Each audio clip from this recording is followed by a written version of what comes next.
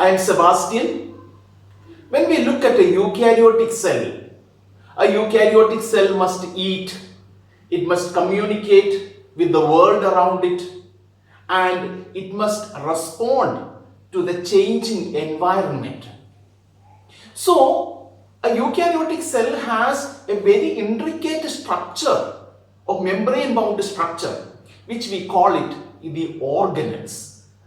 Now, every organelle will have a different environment, a different compartment. Look at cytosol, it is just one compartment. Look at endoplasmic reticulum, just one compartment. If you look at mitochondria, it has two compartments, the matrix as well as the inner membrane space. So every cell organelle will have different compartments that is prepared to carry out a very specific function.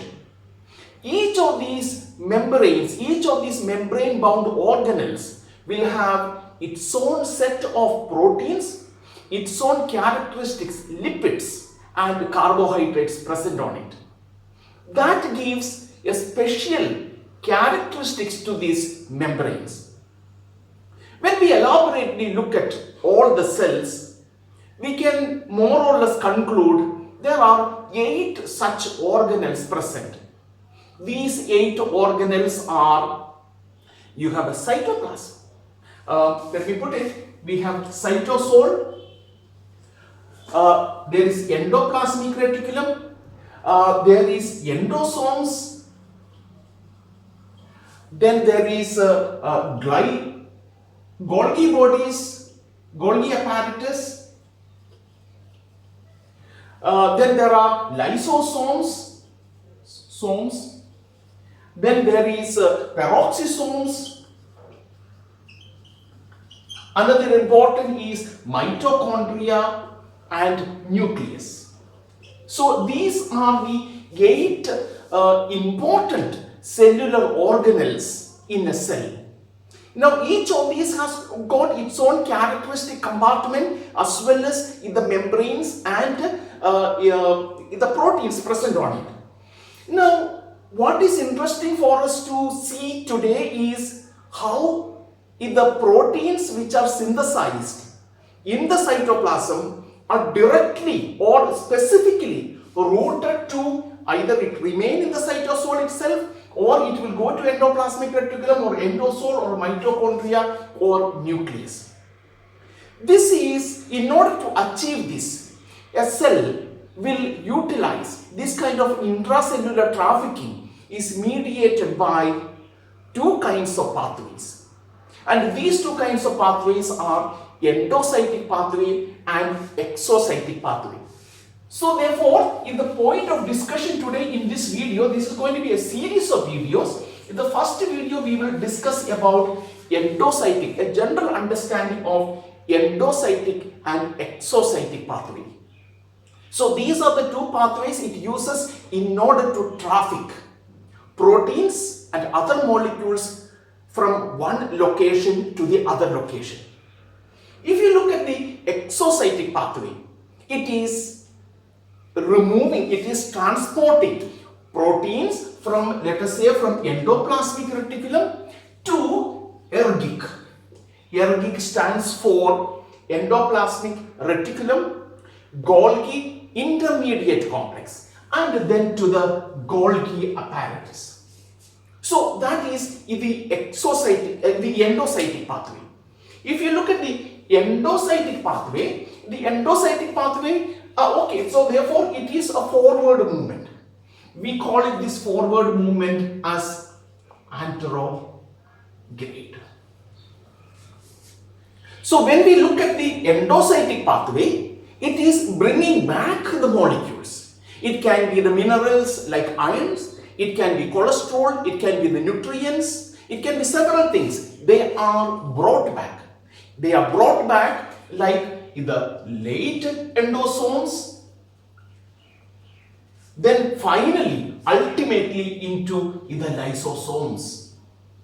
So that is the endocytic pathway. Now, This endocytic pathway, therefore, we will use the opposite word, that is opposite of anterograde is retrograde. So it is a retrograde pathway, that is the endocytic pathway. Now, diagrammatically, how do we represent this? In each of these cases, for example, in the exocytic pathway, they are transported through the formation of vesicles. So if this is a membrane and this membrane invaginates into a vesicle and it forms a separate, pinches off into a vesicle, carrying the cargo to be transported, and then this will merge with an acceptor membrane, and this is acceptor membrane if the cellular contents are released. That is what happens in an exocytic pathway. So when it is an endocytic pathway, exactly the opposite will happen. That is, from a membrane, if these are the molecules that has to be transported, they are taken inside through an invagination, then a vesicle is formed, then that is merging with the lysosome, etc., then it is released. So this kind of, with the formation of buds, with the formation of these kind of vesicles, intracellular trafficking is carried out. When we look at the exocytic pathway, this pathway is also called secretory pathway. Secretory pathway, that is because originally it was studied in the acinar cells of the pancreas. So they were looking at how the digestive enzymes are secreted. So that is how this pathway came to know that it is a secretory pathway or it is the exocytic pathway. Now, there can be two kinds of secretions. One kind of secretion is what we call it regulator secretion. So, regulator secretion is where in response to a signal, secretion happens. For example, insulin is secreted or digestive enzymes are secreted in response to a signal that food is available. That is regulated secretion. The other kind of secretion is called constitutive secretion. Constitutive secretion, that is continuous secretion. There is no regulation involved in that. For example, liver is secreting albumin. Continuously it is secreted. This is known as the constitutive secretion. So these are the two kinds of secretion that is observed in the secretory pathway. When we look at the endocytic pathway, that is molecules are brought inside. There are several functions of an endocytic pathway. First of all, with vitamins, cholesterol, then iron molecules, other nutrients, all these are brought inside through this endocytic pathway from outside.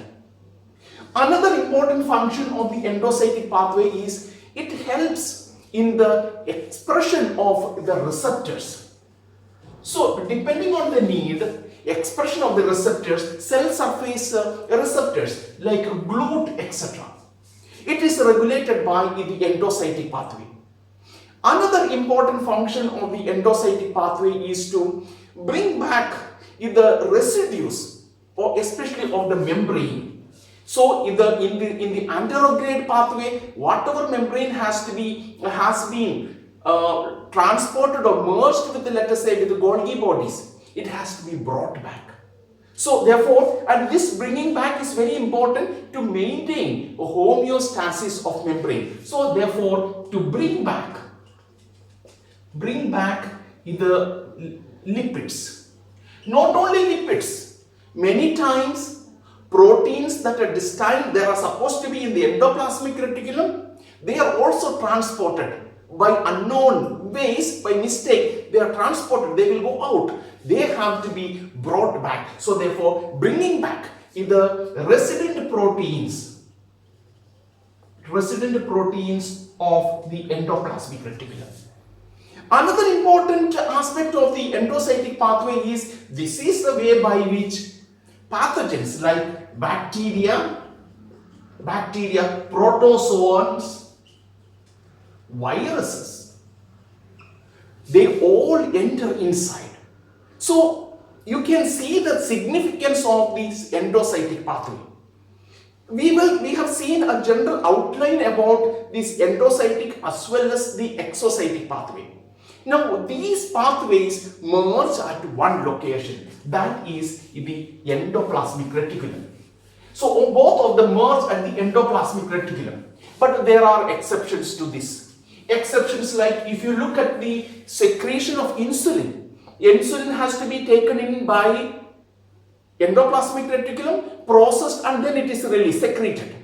Whereas insulin degrading enzymes, they are directly released. They do not undergo this kind of a processing. They are directly secreted. So there are exceptions to what we are going to learn today. All these intercellular trafficking that involves vesicle formation.